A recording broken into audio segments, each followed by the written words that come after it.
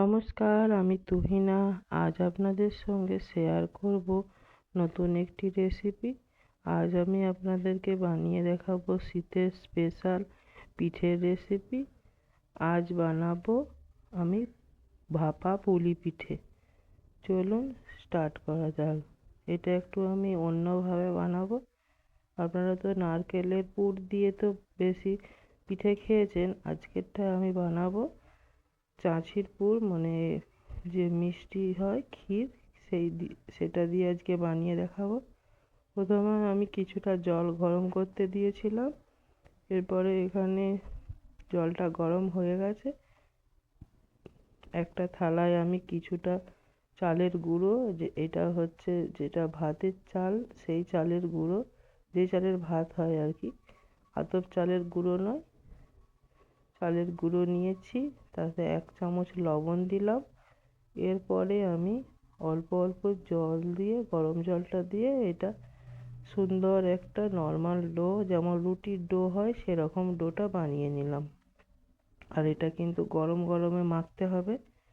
দিয়ে এরকম একটা ভিজে ন্যাকড়া আমি চাপা দিয়ে কিছুক্ষণ রেখে দিলাম। এরপরে একটা এরকম কড়াই নিচ্ছি পিঠেগুলো ভাপানোর জন্য। তাতে আমি এরকম স্ট্যান্ড একটা বসিয়ে দেবো, আর নিচে কিছুটা জল দিয়ে দিচ্ছি। আর এরকম একটা পেথে নিচ্ছি, ফুটো, চারদিকে ফুটো আছে এরকম পেথে, স্টিলের পেথেটা দিয়ে একটা থালা ঢাকা দিয়ে দিলাম। এই যে দেখুন, এই পুরটা দিয়ে আজকে আমি বানাবো। এটা আমি বানিয়েছি বাড়িতে দুধ দিয়ে আর গুড় দিয়ে। এটা কিন্তু পিঠে খেতে দারুণ লাগে। এই পুর দিয়ে একবার বানিয়ে দেখবেন। এরপরে অল্প অল্প ডো এরকম ছোট ছোট লেচি করে নিয়ে ভেতরে এরকম পুর দিয়ে এরপরে আস্তে আস্তে পিঠেটা মুড়বো। দেখুন কীরকম ভাব বানাচ্ছি। একটু ছোট সাইজ করে বানালে দেখতেও ভালো লাগে, আর পিঠেটাও তাড়াতাড়ি সেদ্ধ হয়ে যাবে। আমি এর জন্য ছোট ছোট করে বানাচ্ছি, বেশি টাইম লাগে না ছোট করে বানালে। আর শীতকালে তো পিঠে খেতে কম বেশি সবারই পছন্দ, বাঙালি মানেই পিঠে। আপনারাও এরকমভাবে পিঠে বানিয়ে নিতে পারেন। দেখুন আবারও একটা বানিয়ে দেখাচ্ছি আমি। এরকমভাবে আমি কটা বানিয়ে নেব, যাতে আপনাদের সুবিধা হয় কিভাবে বানাচ্ছি সেটা দেখতে পারেন।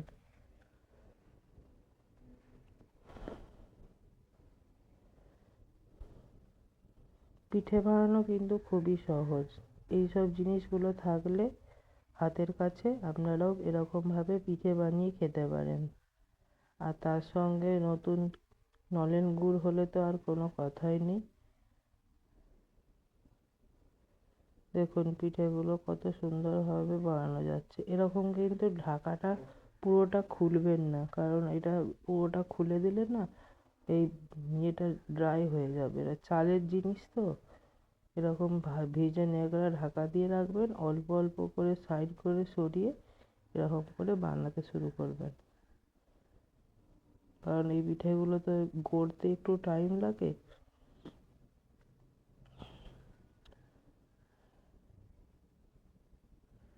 দেখুন পিঠেগুলো কত সুন্দর নরম হবে, দেখবেন আপনাদেরকে। আর অবশ্যই পিঠেগুলো কিন্তু হাই ফ্লেমে ভাপাবেন না, মিডিয়াম আঁচে ভাপাবেন। এরপরে একটা অন্য ডিজাইন করে দেখাচ্ছি, আপনারা ডিজাইনেও করতে পারেন, একই রকম করতে হবে তাই নয়। দেখুন এরকম আমি ডিজাইন করে নিচ্ছি ফুলের মতো। আবারও বানাচ্ছি আর একটা।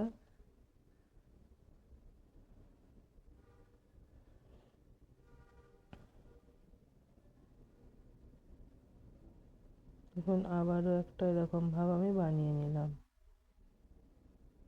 তবে এই পিঠেগুলো কিন্তু ঠিকঠাকভাবে মুড়তে হবে, না হলে যখন ঠিকঠাক যদি মোড়া না হয় তাহলে আপনার যখন ভাপাবেন এগুলো কিন্তু ফেটে যেতে পারে। ঠিক করে চেপে ভালো করে এটাকে মুড়তে হয় পিঠেগুলো। চলুন সবগুলো আমার গড়া হয়ে গেছে। এরপরে আমি জলটা গরম হয়ে গেছে, এখানে এবারে পিঠেগুলো দিয়ে দেবো। ভাপাতে দিয়ে দিচ্ছি, আস্তে আস্তে করে সব পিঠেগুলো দিয়ে দেবো।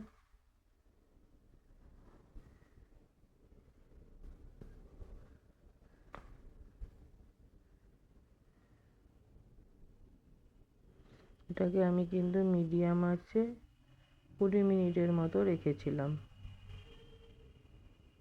পিঠেগুলোকে 20 মিনিট পরে এবারে গ্যাসের ফ্লেম বন্ধ করে দিলাম। এবারে পিঠেগুলো আপনাদেরকে বের করে দেখাচ্ছি। দেখুন কতটা সুন্দর হয়েছে পিঠেগুলো। খুবই গরম, দেখতেই পাচ্ছেন একদম ধোঁয়া উঠছে। আমি পিঠেগুলো আপনাদেরকে প্লেটে তুলে দেখাচ্ছি। এবারে ঝোলক যে নলেন গুড়টা ঝোল, সেটা দিয়ে এটা খেতে পারেন, দারুণ লাগে খেতে। আমরা এরকম করেই খাই।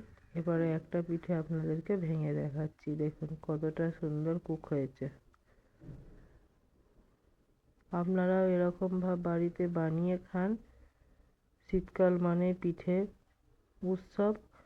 আজকের মতো রান্নাটা এখানেই শেষ করছি। নেক্সট ভিডিও নিয়ে শীঘ্রই ফিরবো।